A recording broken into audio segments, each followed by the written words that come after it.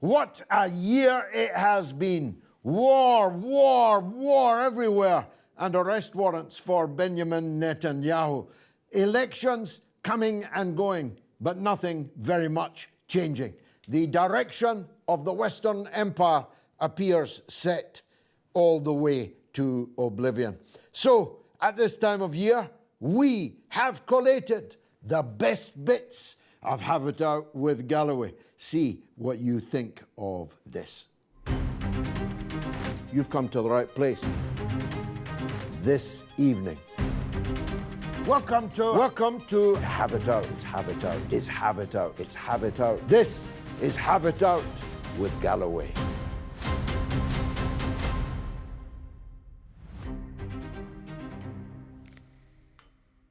And I'm back from the BRICS in Kazan in the Muslim Republic of Tatarstan within Russia.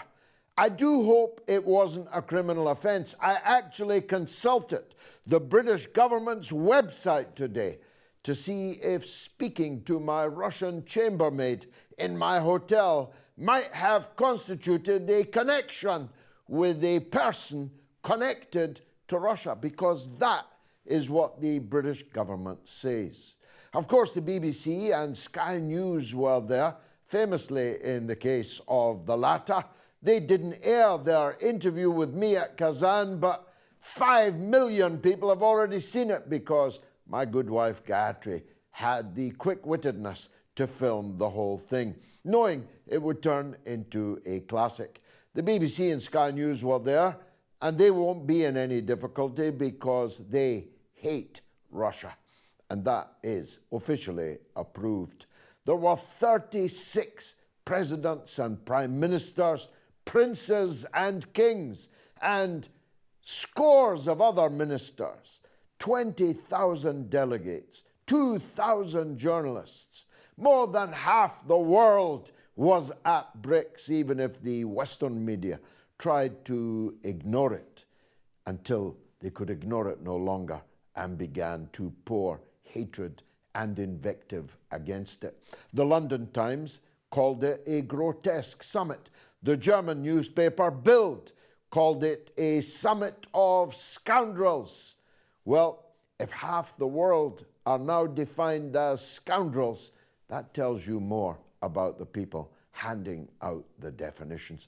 There were some real highlights. Iran became a full member of the BRICS. Turkey became a partner member of the BRICS, as did some of the most unlikely countries. Several British Commonwealth heads of state came to Russia instead of meeting King Charles at the Commonwealth Summit. The tectonic plates are shifting. The world's axis is moving decisively. And that old saw, the sun is rising in the east. And in the south, the global east, how long will it be before the first European Union member attempts to join the BRICS? Donald Coulter is an American in Moscow, an American journalist, filmmaker, and political analyst, second to none anywhere in the world. He knows what's going on in the East and, of course, in the West. He's just been on one of the expeditions of the century with the Russian President Vladimir Putin's party in Pyongyang. How about that? Here's what he was up to. So the event on Kim Il-sung Square has come to an end, and we're driving to a different location now, and so many people throughout the streets. We've been saying hi to them this whole time. Have been, crowds of people down the road for kilometers and kilometers here to welcome the Russian delegation and Vladimir Putin here. This grandiose warm welcome on Kim Il-sung Square in the center of Pyongyang has just come to an end, that the people of the Democratic People's Republic of Korea have organized for this visit of Russian President Vladimir Putin. As you can see, there's thousands of them on the square, around 50,000. I've been filming so much that my camera overheated, so I gotta go on my telephone now. But look at how crazy awesome this parade. We're here now in Hanoi, Vietnam, where Vladimir Putin is just about expected to arrive.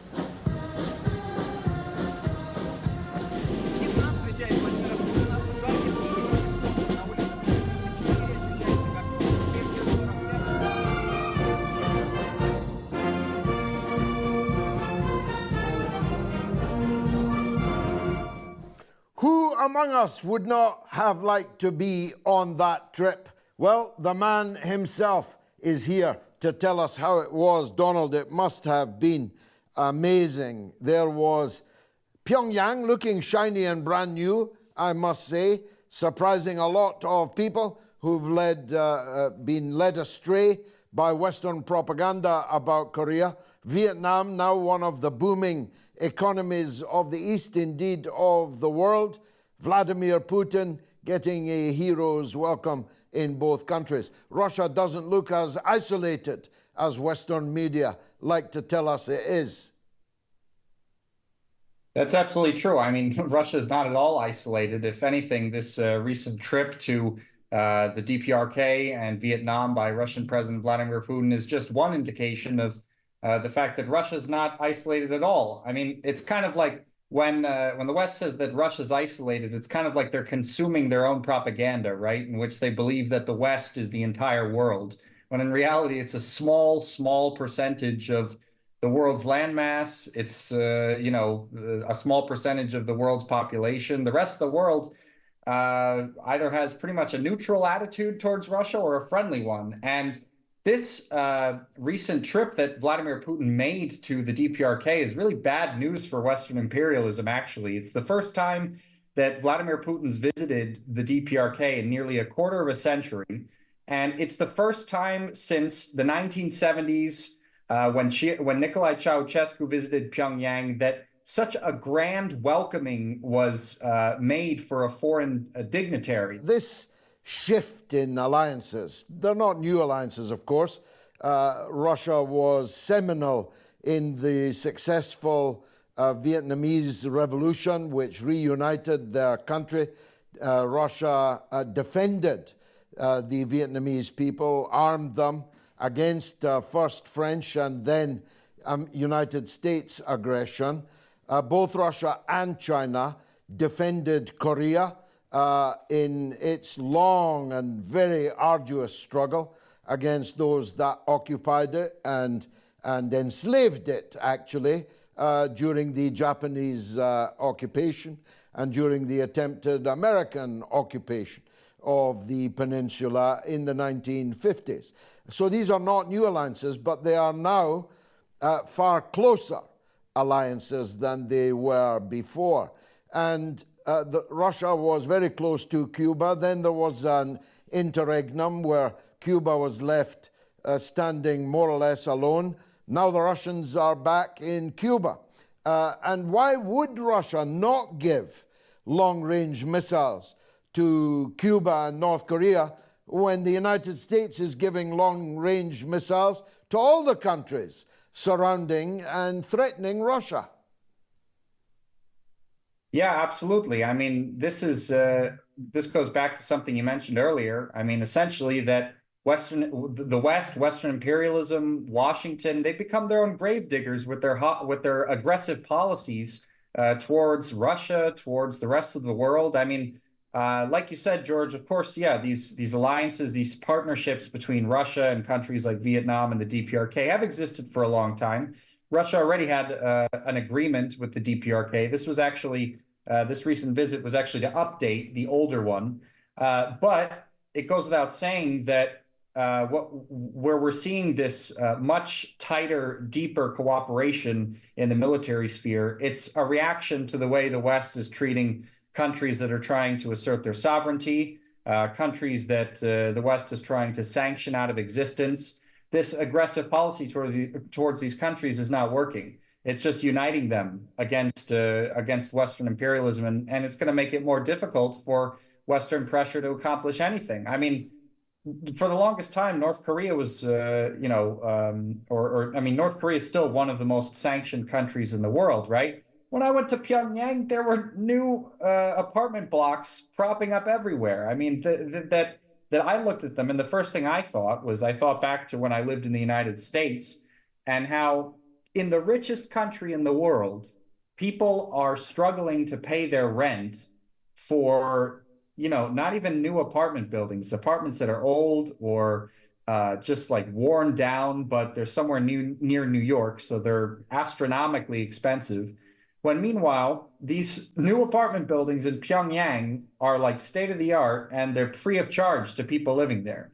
I mean, how that should be in it at least a one eye opener for people in the West, that maybe all the Western propaganda about North Korea is not exactly what it seems to be. And that could be said for any country that is targeted by the West. I mean, all this propaganda against Russia too, right? I mean, that Russia's Vladimir Putin's a dictator. Everyone's living in fear in Russia. The economy is collapsing. None of that's true. I mean, it just goes to show they don't understand at all the sentiment in Russia right now. I mean, I really believe that the recent Russian presidential elections, in which there was record turnout, record popularity and support for Vladimir Putin, that was not a rigged election. That was the Russian people reacting to attempts from the West to intimidate their country, intimidate their people, and pressure them into surrendering. And the Russian people rose up in the presidential election and they said, we're not going to stand for this. We're going to support our president who's defending our sovereign interests. Well, the ways in which the West picks on countries does tend to unify those countries behind their government and unify them as a people. It happened in Cuba over many decades. It happened in Venezuela after all the attempts to regime change Venezuela, even appointing a stranger off the street and calling him the president of Venezuela. Now he's a student in Florida, although I hope he's not sitting on the gold bullion that was granted to him in the brief interregnum of his presidency. But the same is true in Iran. Look at the efforts they've made to divide the people of Iran. Wave after wave of efforts. Terrorism, fake color revolutions, and so on. The people in Iran you saw that in the funerals for President Raisi. The people of Iran are united in their millions, tens of millions, behind their government. So these efforts by the West have turned into really a bit of a boomerang, don't you think? Yeah, absolutely. I mean, it really does seem like the the most evil so-called dictators in the Western propaganda narrative end up having the most people turn up for their funerals crying over this absolute tragedy, right? I mean, it just it was the same. I mean, where if you look at the funerals in all of the capitals of the Soviet republics for Joseph Stalin, right? That's one of the evil demons of the Western narrative. Every time, I mean, Kim Il-sung, Kim Jong-il, their funerals, tons of people came crying, seeing it as a tragedy, right? And in Iran, again, we saw the funeral, the multi-day mourning period for the deceased President Raisi. Millions of people out in the street, right? Spending their time showing their respect to their fallen leader that they loved and they really had a lot of admiration for. He was a popular guy, and for people in the West to say it's good that he died, that he was a butcher, I mean, nobody in Iran except for extremists essentially would buy that narrative. Well, not many people will be turning out for the funerals, metaphorical or literal funerals, of the Western leaders that orchestrate this kind of propaganda. Jay, welcome. Been a while since we talked.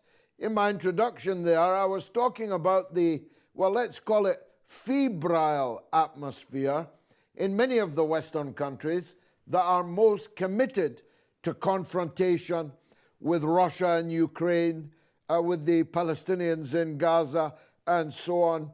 That could be quite a fundamental struggle, don't you think? Of course.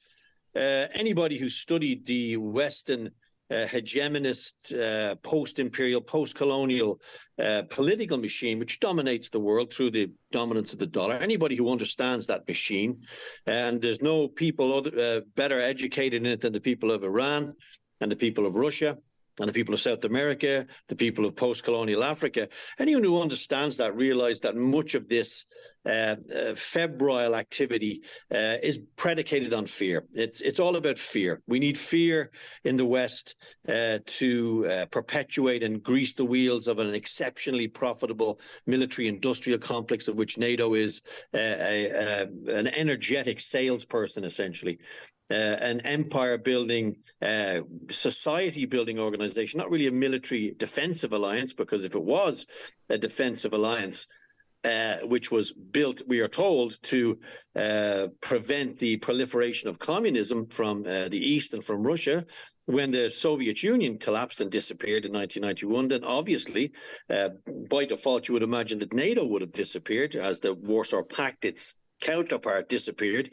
The threat which formed the raison d'etre, if you like, for the existence of NATO disappeared. But NATO didn't disappear. It's grown. It's become a political golden cow, if you like, for the elites which dominate the parliaments in Britain, in the United States, in the political system, which is so closely aligned to this militant fear-mongering. It's been the Black African, it's been the Red Indian, it's been the Muslim, it's been the Irish, it's been the Scots, and it's all predicated on fear. And now the latest darling of the fear-mongers, if you like, are of course Hamas, the Iranians, who apparently are controlling them, which there's no evidence of that whatsoever, and of course the Russians in the background. So all of this mantra, as you say, this febrile energy dedicated to far-off places and different religion, different creed, the dangerous Russians coming down from the steppe to eat your babies, the barbaric Muslim who's going to take over Europe and destroy our culture, steal our women and overtake our culture. This fantasy narrative of fear is what drives a political lead in the West, which is grossly failing its people. And it's always advantageous for people like Boris Johnson, when he's in serious political trouble in the United Kingdom, to look towards Kiev, to establish himself as some sort of political knight in shining armor, when he actually scuppered peace talks, which would have ended this conflict 3 weeks after it started, essentially. I was at a press conference where Sergei Lavrov, this exceptionally well equipped, if you like, man, 50 years as a senior diplomat, very well educated, outlined how the British and the Americans had pulled Ukraine from the negotiating table in 3 weeks after the Russian military intervention in 2022. Similarly, I believe this latest round of fear-mongering about Iran and the vilification of Iran for defending itself and responding militarily against, let's say, absolutely categorically military targets, when Iran responded to Israel's brutal attack in contravention of all international law, attacking a compound in an embassy in a third country and killing several senior officials. I actually wrote about this yesterday and suggested if the United States embassy in Kiev was targeted by a Russian missile and 7 senior American officials, including 2 generals, were killed by the Russians because they alleged they were operating a proxy war from the Kiev embassy against Russian assets and soldiers and troops, which is indeed the case, I would imagine the American response would have been far more potent and wide-ranging, economic, cultural, maybe the start of the Third World War. So the a la carte application of a high-handed morality by the post-colonial elites, by the United Kingdom, by the United States, which in some ways is less aggressive towards Russia and to the Middle East than London. London seems to be the engine of a lot of this aggression and this passive aggression and this need to deflect from the grossly difficult situation in the United Kingdom. One of the only growth areas in the United Kingdom are food banks, but it's far easier to deflect and say the Russians are coming in 5 years' time, they're going to invade NATO. Absolutely baseless, ludicrous fear-mongering. Again, Iran is, of course, the focus of all of this vehement and nihilistic fear-mongering to deflect from a huge amount of domestic political failure, George. And this is the interesting thing. And the cultivation by the Western client media as well of this willful ignorance among the population, a simplistic moral drive-through narrative, much like drive-through food. It's very bad for you, but it's very tasty. It's very easy to eat and consume. And the Western media willfully peddles this simplistic narrative about Iran. They don't want to tell people that in 1954, the democratically elected government of Iran was overthrown by the British, the Americans, and British Petroleum. Mohammad Masadi brutally removed from power, his reputation and his political career, and in the end, his life destroyed by a deployed lie against him. His crime, wanting to nationalize the oil wealth, the immense oil wealth of Iran. Similarly, they don't want to tell you about the Sèvres Protocol, where Israel, Britain, and France met to plot how to destroy Egypt, how to invade and steal Suez. The crime again, Gamal Abdel Nasser, this great Arab leader, a threat to the Western hegemonists and post-colonial elites. He wanted to nationalize the Suez Canal. This was never going to be allowed to happen. So I think our viewers and those listening and watching what's happening should understand that in the background, anyone who believes that there isn't a very malevolent, cohesive movement to, portray non-enemies as enemies, there's the best predictor of future behavior is past behavior. And the Western powers have shown again and again and again, Operation Mockingbird, Operation Red Sox, you can freely investigate the sincerity of how energetically Western powers will seek to undermine, vilify, demonize an apparent enemy. And the people of Iran, the people of Russia aren't the enemies of the people of the West. They're working people just like you and me. I live among them here. I have many Iranian friends. I've met the Iranian foreign minister recently, and he displayed an immense knowledge, Mr. Abdullahian. He had an immense knowledge of Irish history and a huge warmth and understanding of our struggles against imperialism, as you do. So the idea that these essentially unelected bureaucrats in the EU, an American political machine, which is so intimately related to the military-industrial complex, $61 billion, we're told, a day ago, essentially, is going to be dispatched to Ukraine. Ukraine has had nearly $300 billion already given to it by the international community, and all that's delivered is nearly 500,000 dead people. So unfortunately, tragically, a country destroyed, a country which was eminently corrupt prior to the acceleration of the conflict, and now is even more corrupt. A president elected on the premise of bringing peace and tackling corruption. By over 70% of the population in Ukraine elected Volodymyr Zelensky to bring peace, bring accommodation, and tackle corruption. Both he has failed on. We have a brutal and terrible unnecessary war, and we have massive corruption. Similarly, I believe that when it comes to Iran and the conflict in the Middle East, if you can call it a conflict, I refuse to call what Israel is doing in Gaza a war against Hamas. It's a war against the civilian population. It's a genocide.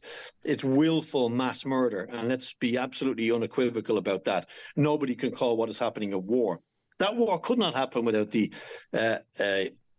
assistance, both financial and the political cover, the defense of the Israeli state, this Zionist entity which is massacring untold numbers of innocent civilians and children, that could not function without the assistance, political cover and defense of the United States. And the United States, similarly, is the engine of the conflict in Ukraine, intimately involved in the 2014 Maidan coup d'etat, which removed a democratically elected president, Viktor Yanukovych. So when the West decides it wants to deploy its morality, much like David Cameron on Sky News saying, when he was asked by Kay Burley, what would the United Kingdom do if one of its embassies was destroyed? And he basically said, we would react in a very strong way. A great question from her. But this is the a la carte morality of the West. It applies also to the media and how they refer to the children the families who've been torn to pieces by American ordnance, dropped by American planes with American money, not only in Gaza, but this happened in Vietnam, this happened in Syria, in Libya, Afghanistan, Iraq. The world seems to be able to morally look the other way when these people are either Muslim, brown, the wrong color. When it comes to Ukraine, Europe opens its arms to the blonde-haired, blue-eyed victims of this war. Because this is a politically deployed necessity from the EU and from the Anglosphere, this very, very hawkish Anglosphere, which is fed in turn by a political elite which is intimately related to the greasy nexus of the military-industrial complex. Lloyd Austin, the American Secretary of Defense, is essentially a board member on one of the biggest weapons manufacturers, Raytheon, on Earth, which is making grotesque profits as human beings are torn to pieces using these weapons. It's an absolutely repulsive and, as you say, febrile position we're in globally. Is the UK complicit in the Gaza genocide? Well, as the old joke goes, is the Pope a Catholic? Do bears defecate in the woods? The United Kingdom's not just complicit in the current genocide going on in the Gaza Strip, it is complicit in the entire genocidal story of more than 75 years of the calvary of the Palestinian people. I sit in the British Parliament, where in the very chamber I sit in the very room that I'm in every day, the Palestinian disaster, Nakba, catastrophe, was authored, when the Prime Minister of Britain, on behalf of one people, promised to the Zionist Federation, on behalf of a second people, the land that belonged to a third people. None of the three people concerned were, of course, consulted. And after that Balfour Declaration, more than 100 years ago, we began the descent down the bloody staircase which led us to this disaster today. In the northwest of Spain, Lorena, welcome to the show. What would you like to say? The independent MP Ayub Khan asked the Prime Minister Keir Starmer about if he could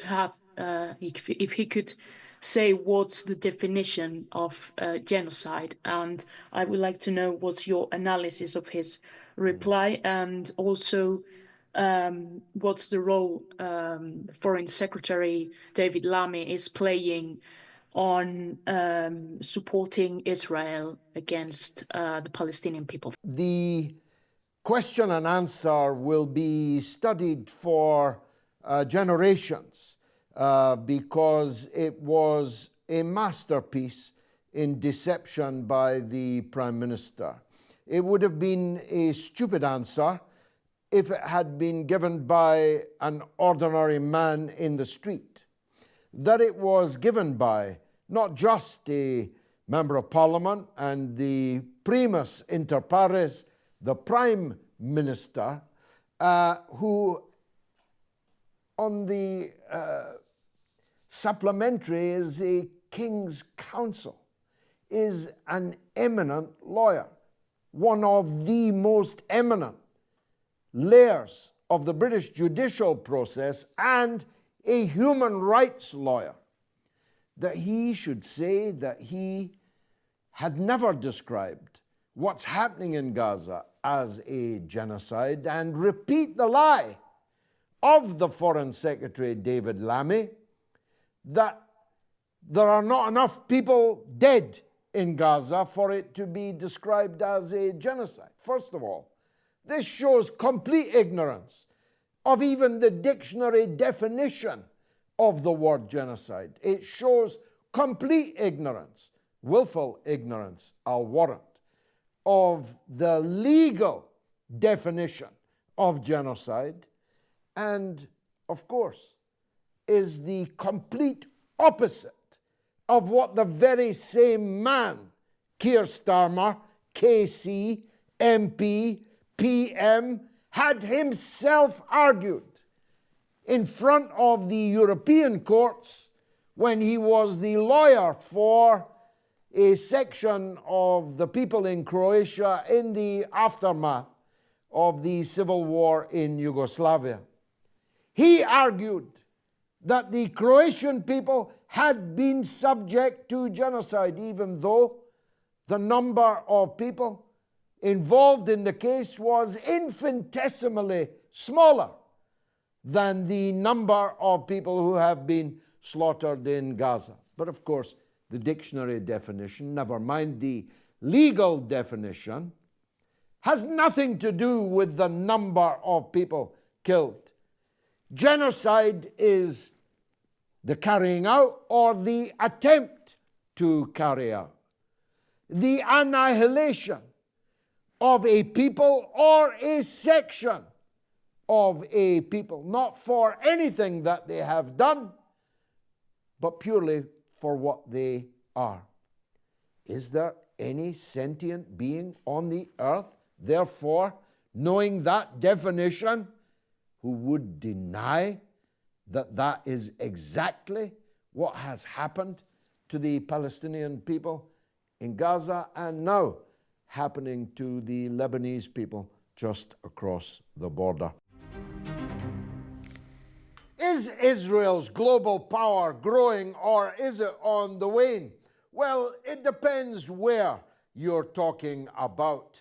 Its power over the state in the Western world is clearly growing because the state is cracking down on an unprecedented level on voices of dissent to the Israeli and the allied Western state policy towards what's happening in Gaza. I've just met Sarah Wilkinson. I won't tell you how I met her because she's on bail and the conditions are that she's not allowed to use the telephone or the internet, not allowed to open a computer. This is a 61-year-old respectable British activist who has never put a foot wrong, never broken the law, never been in trouble, but because she's been speaking out online against Israeli crimes, she was swooped on by no less than 12 of Britain's finest police officers, some of them wearing balaclavas, some of them from the anti-terrorist squad, for a 61-year-old British lady accused of tweets that offended Israel. You couldn't make it up. Unfortunately, you don't have to. You only need to know what I've just told you. You only need to know what happened to Richard Medhurst, another frequent guest of mine, arrested in handcuffs at Heathrow Airport.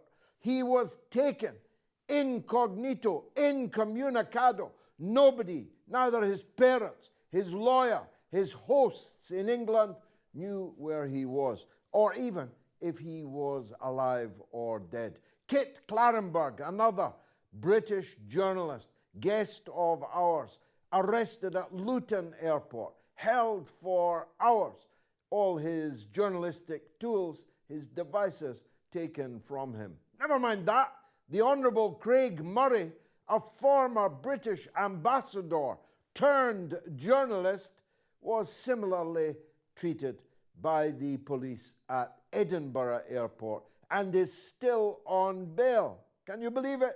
No charge, still on bail, still hobbled. Well, that's the point, of course. Now, whether Israel sent a memo to the British police, to the British government, asking for a stepping up on the harassment of free speech and free thought in Britain is immaterial.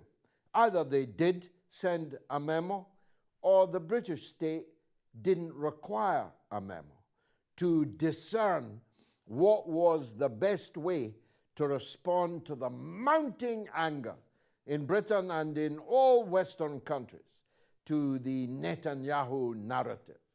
And when you lose the battle of the narratives, when you lose the ability to win the argument, the only weapon left is to shoot the messenger. Hopefully not yet literally shoot the messenger, just cut the messenger off from being able to deliver their message. Everyone, even me, is subject to algorithmic strangulation, no platforming, shadow banning, and all of the paraphernalia that they use short of arrest to try and suppress the message that we are suppressing, that we are putting out, suppressing our ability to talk to the public without having to be strangled by the filters at their disposal. And the reason they need to do that is that we have won the argument. Nobody now, no respectable person now, can possibly take to a public platform and justify what's happening in Gaza, what's happening in Bethlehem, what's happening in the West Bank and in occupied Jerusalem. Nobody could do it. So what's the alternative but to shut up those of us who have won the public relations battle about the true nature of Netanyahu's apartheid state? Stan Robinson, who calls himself the Voice of Wales. Go ahead, Stan. Hello, it's Stan Robinson of Voice of Wales. George, isn't having a militia illegal in the United Kingdom? This weekend, we have seen the formation of the Muslim Defence League, the MDL, mosques being used as arms repositories, and Muslim police support officers telling the gangs of Muslims to drop the weapons off at the mosque. Do you condemn this action unequivocally? I see you, Stan. I saw you this morning when I blocked you on Twitter. I see you as the anti-Muslim bigot that you are. How dare you, after a weekend in which Muslims have been attacked all over this country, all over the north of England, in the north of Ireland, mosques attacked, community facilities attacked, people who were Muslims or might look like Muslims being attacked by gangs of marauding bigots with faces just like yours. Actually, funnily enough, you weren't involved, not yet, because it hasn't started in Wales yet. But it will, because there are bigots like you in Wales. It will start there. I don't know if you're related to Tommy Robinson, but you're a pound shop version of Tommy Robinson. And I wouldn't even pick you up for a pound. You're a nasty, racist, Islamophobic bigot. I've never heard of the Muslim Defence League. I have no idea where it was founded. But I would think the clue was in the word defence.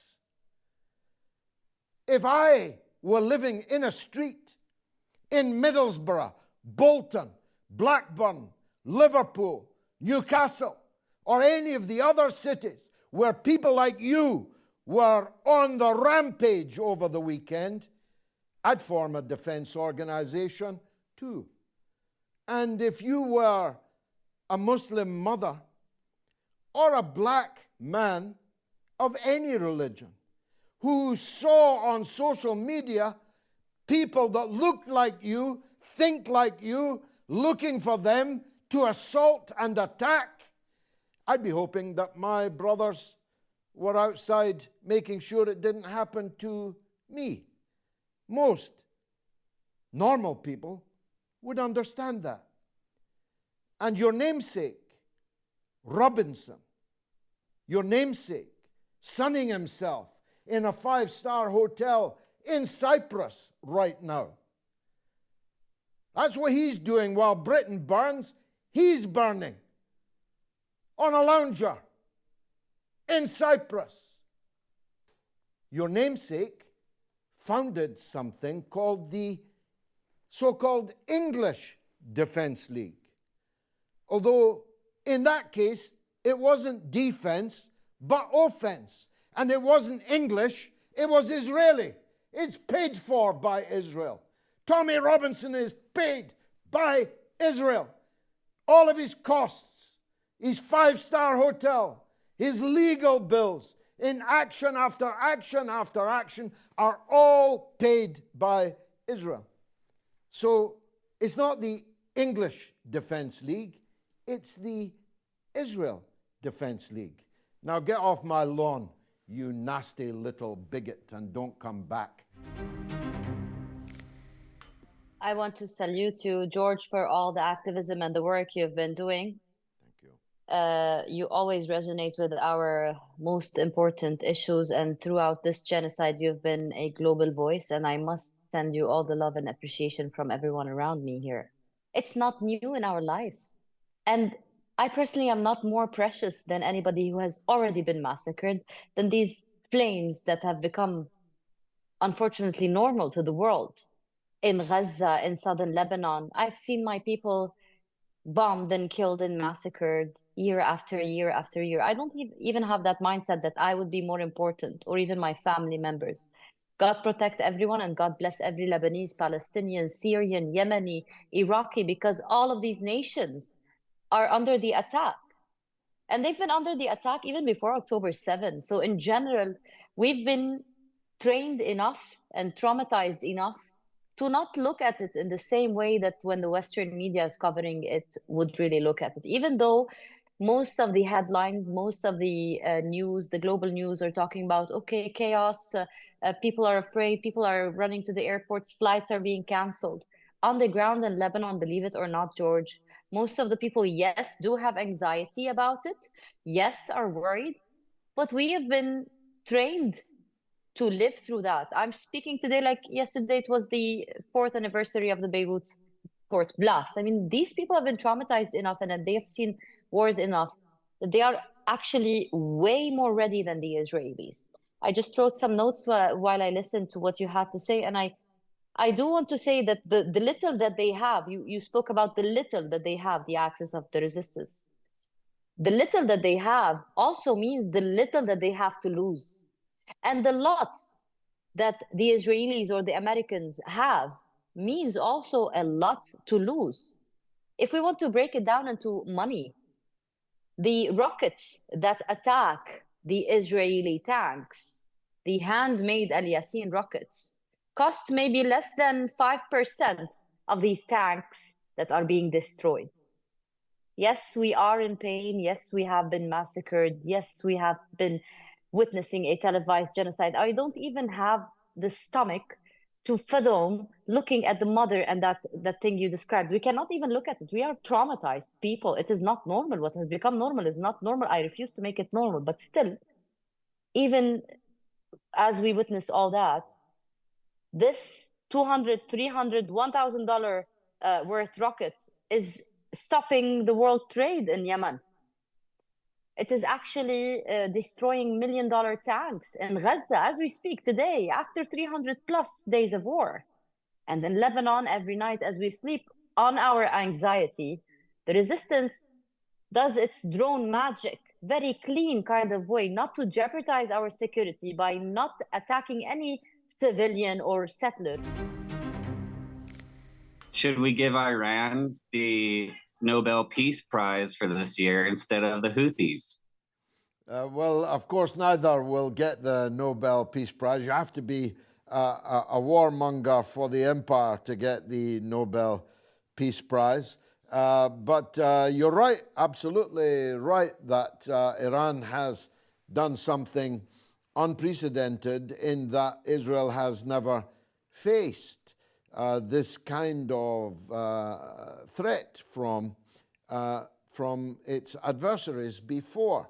Although when I hear the word unprecedented, I realize that the journalists today are so young or so stupid or both that they don't remember, they never saw Operation Shock and Awe over Baghdad. They never saw the almost weekly bombardment of Beirut and of Damascus and of the cities and towns in the Yemen and so on.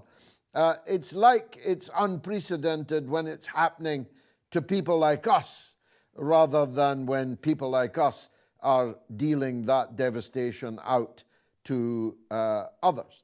But there's no doubt that in 75 years, other than the heroism of the Arab armies in 1973, betrayed then as now by Jordan, by the father of the current king, King Hussein, as was, who warned the Israelis of the Arab attack plan in the October War of 1973. But since then, Israel has never been seriously contended with by any other Arab or Muslim country, not by Turkey, not by Saudi Arabia, not by any other state in the Muslim world.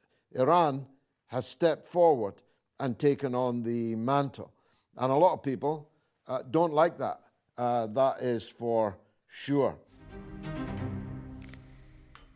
I'm not a supporter of Hamas. I never have been a supporter of Hamas. I'm not a supporter of their political line, of their methodology, their approach to the question of Palestine. I'm an Arafat man, and therefore a supporter of Palestine's Nelson Mandela, Marwan al-Barghouti, who's been in prison now in Israel for more than 20 years and who was recently savagely assaulted by the guards, a man who one day I hope they'll have to negotiate with. But you're right to say that the Palestinian people's right to resist the illegal occupation of their country is absolute. This is absolutely clear, written in law. It is, people keep saying, Piers Morgan and the rest, Israel has the right to defend itself. It is explicit in international law that no regime that illegally occupies other people's territory has the right to defend itself against violence emanating from the people and land that it has occupied. So Hamas are not requiring your support or mine. Our views on them, though different, are equally meaningless. The only thing that matters is whether or not the Palestinian people support this or that party or organization. The only thing that matters is whether the population has the right freely to choose who they want to be their leaders. And they don't. It's a high time, long past time, that the Palestinian people had the ability to vote in a free and fair election. It's coming up for 20 years since they last had that possibility. The president's mandate has run out. The government's mandate, the parliament's mandate, Hamas's mandate, they've all run out.